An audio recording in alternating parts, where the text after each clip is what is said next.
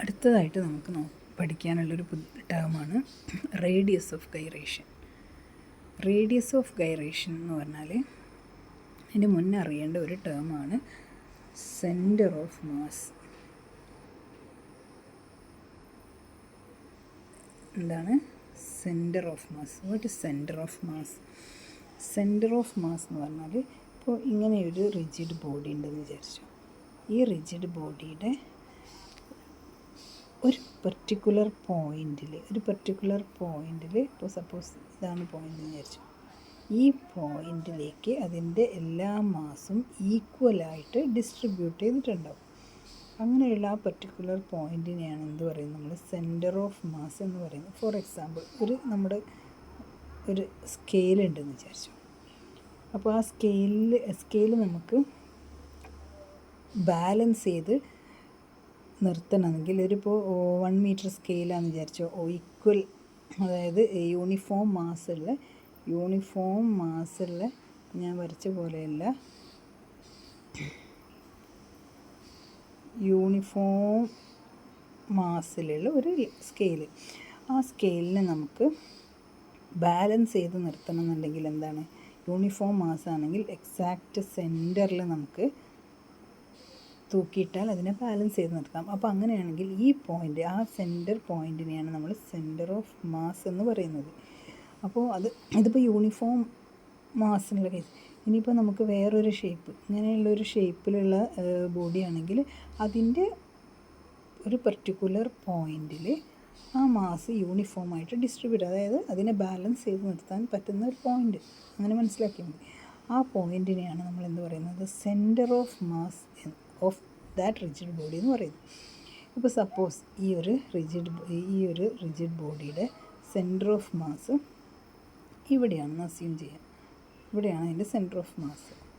M മാസുള്ളൊരു ബോഡിയാണ്, അതിൻ്റെ centre of mass ഇവിടെയാണെന്ന് വിചാരിച്ചോ, സെൻറ്റർ ഓഫ് മാസ്. ഇനി ആ ബോഡി വേറെ ഒരു ആക്സിസിലൂടെ, ഈ ഒരു ആക്സിസിലൂടെ റൊട്ടേറ്റ് ചെയ്യണം. ഈ ആക്സിസിനെ ബോട്ടായിട്ട് റൊട്ടേറ്റ് ചെയ്യണം. അപ്പോൾ അതിൻ്റെ മൊമെൻ്റ് ഓഫ് ഇനേർഷ്യ, അങ്ങനെ റൊട്ടേറ്റ് ചെയ്യുമ്പോൾ അതിൻ്റെ മൊമെൻ്റ് ഓഫ് ഇനേർഷ്യ I ആണ്. അങ്ങനെയാണെങ്കിൽ റേഡിയസ് ഓഫ് ഗൈറേഷൻ എന്ന് പറയുന്നത് ഈ axis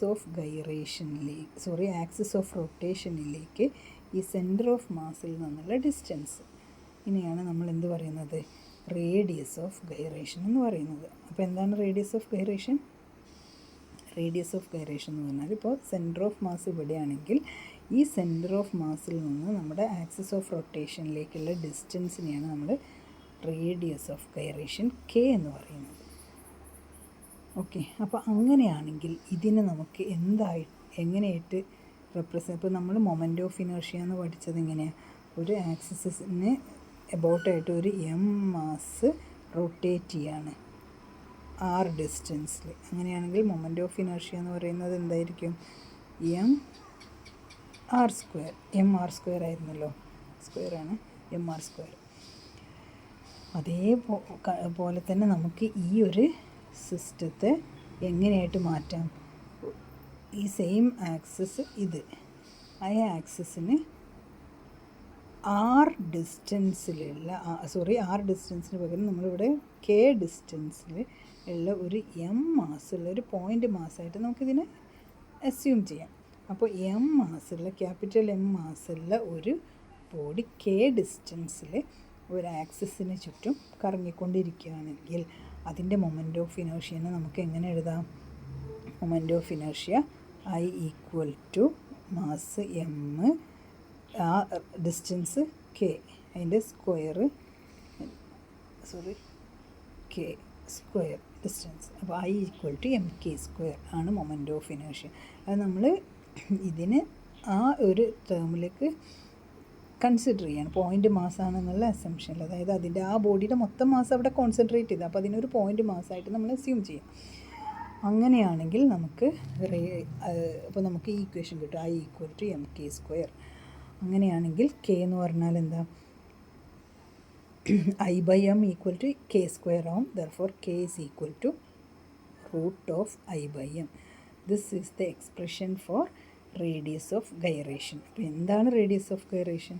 radius of gyration is the distance from the axis of rotation to the centre of mass. Centre of മാസിലേക്കുള്ള ഡിസ്റ്റൻസിനെയാണ് നമ്മൾ എന്ത് പറയുന്നത്? റേഡിയസ് ഓഫ് ഗൈറേഷൻ എന്ന് പറയുന്നത്. അപ്പോൾ റേഡിയസ് ഓഫ് ഗൈറേഷൻ്റെ ഇക്വേഷൻ എന്താണ്? K equal to √I/m, this equation. Okay, ഇനി എന്താണ് റേഡിയസ് ഓഫ് ഗൈറേഷൻ്റെ യൂണിറ്റ്? ഞാൻ പറഞ്ഞു ഇത് ഡിസ്റ്റൻസ് ആണ് അല്ലേ? നമ്മൾ പറഞ്ഞു radius of gyration is the distance from the axis of rotation. ഡിസ്റ്റൻസിൻ്റെ യൂണിറ്റ് എന്താ? മീറ്റർ. അപ്പോൾ നമുക്ക് റേഡിയസ് ഓഫ് ഗൈറേഷൻ്റെ യൂണിറ്റ് എന്താ? മീറ്റർ. ഇനി റേഡിയസ് ഓഫ് ഗൈറേഷൻ എന്തിനൊക്കെയാണ് അപ്പോൾ ഡിപ്പെൻഡ് ചെയ്യുന്നത്? നമുക്കറിയാം K എന്ന് പറയുന്നത് I/m അല്ലേ? I/m. അപ്പോൾ എന്തിനൊക്കെയാണ് റേഡിയസ് ഓഫ് ഗൈറേഷൻ ഡിപ്പെൻഡ് ചെയ്യുന്നത്? മൊമെൻ്റ് ഓഫ് ഇനർഷ്യ എന്തിനൊക്കെ ഡിപ്പെൻഡ് ചെയ്യുന്നു അതിനെ തന്നെ എന്ത് ഡിപ്പെൻഡ് ചെയ്യുന്നുണ്ട്? Distribution of the mass from the axis of rotation അല്ലേ? That is axis of rotation mass ഡിസ്ട്രിബ്യൂഷന് ഡിപ്പെൻഡ് ചെയ്യുന്നുണ്ട്. റേഡിയസ് ഓഫ് ഗൈറേഷൻ എന്തിനൊക്കെ ഡിപ്പെൻഡ് ചെയ്യുന്നുണ്ട്? Distribution of the mass from the axis of rotation and also the position and direction of the axis of rotation.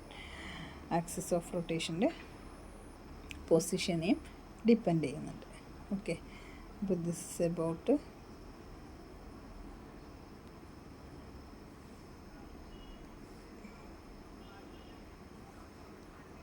radius of gyration.